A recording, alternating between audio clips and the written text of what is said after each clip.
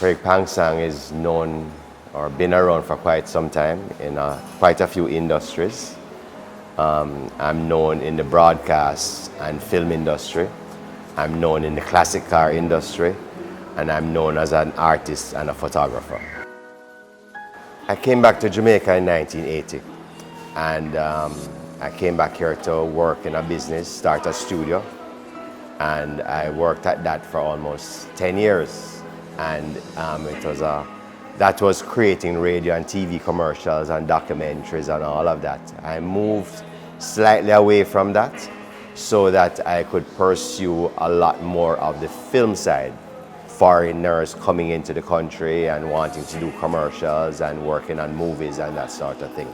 The art side started more recently, in the sense that a lot of the work that I was doing, I would see or work in a location or work with people or things, and what would happen, you'd go back there 6 months or a year or 2 years after, and then what was happening is they'd disappear, they'd mash up the house, would deteriorate, or people would die or something like that. And I decided that I liked the idea of finding a way of recording it. And one of the three art forms, as I know it, was drawing, painting, and black and white photography. I absolutely love black and white photography. It says so much, it records so much. People stop to look at it far more and try to decipher the stories over a color picture. And especially because of these cell phones and everything, people take color pictures per se. Every day, and the internet is full of them. But black and white kind of stops people in their tracks to kind of figure out what is the story that's behind this, and there are all sorts of nuances and things that people gravitate towards it. And I kind of have found a way in my own style to get this gritty Jamaican feel to it, that I could do something that could last forever. I don't have any schooling in drawing and painting. My schooling is in the film side and photography and so forth. But what was happening, people who sell my stuff, decorators and so forth, they were asking me, okay, not everybody gets black and white, or the room doesn't call for that. Can you do something different? And I thought about it and I said, absolutely. So drawing was one of them. Painting, I started at first to create a completely different way because I didn't know how to paint. I'm good with colors and the balance and the feel and so forth, so I can look at something and decide it works or it doesn't work.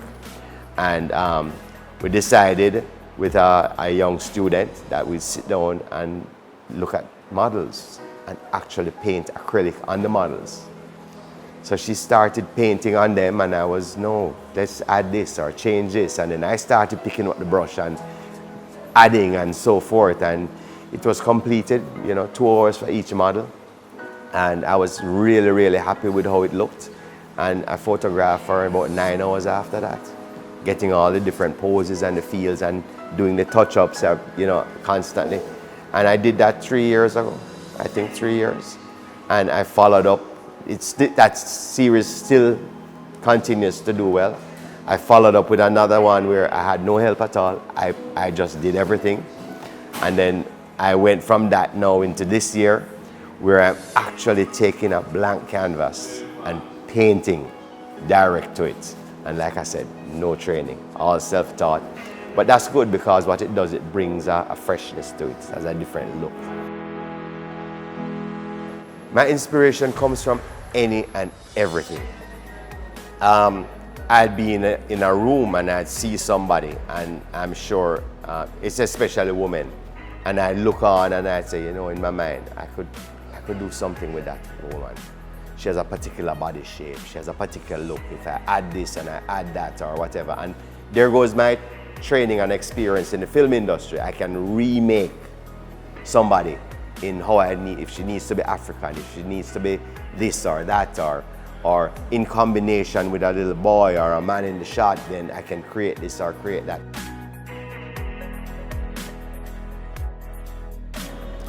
The more art we do, is the better our civilization is going to be, because everything starts from a creative point of view. If you can get people to come and look at it, it puts them in another space.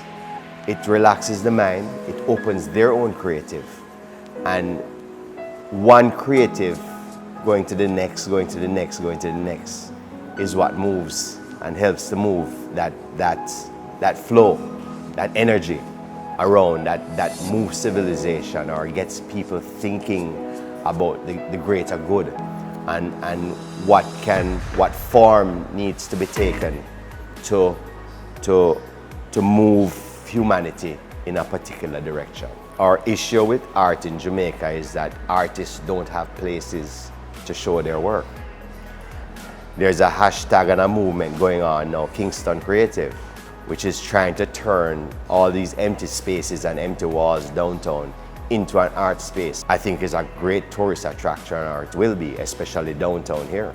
Young artists need places to expose their art, and we need people to actually look at it and consider buying it, because it is in buying and allowing them these spaces that it allows the artist to grow. Art is somewhere when you put money, majority of the time it's going to increase in value.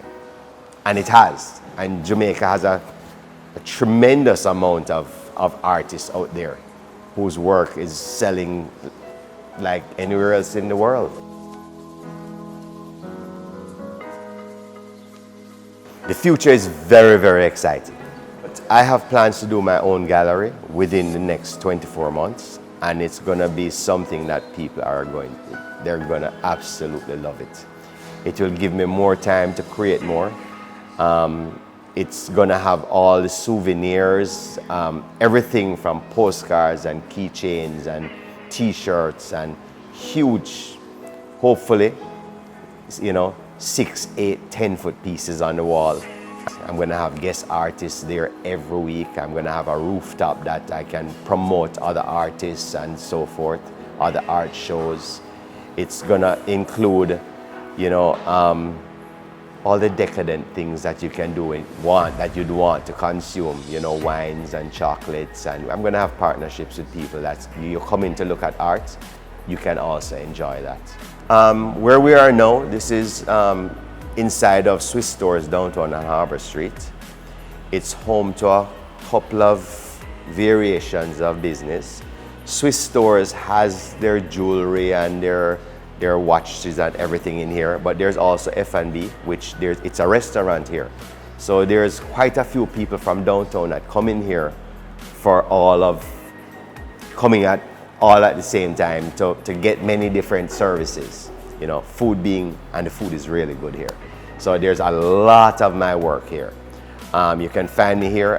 My main office is on Worthington Avenue, and I have a portfolio there with 200 plus images that you can see, or I can come to you if you want.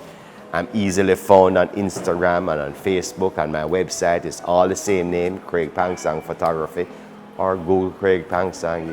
You'll be surprised at what pops up. Explore your own possibilities. What I'm doing, you can do in your field. Everybody has a creative side. Everybody has the will. Most of us have health. Do it while you can. Stop putting it off. Just keep exploring. It doesn't matter what part of your life, just keep exploring, because we only pass here once.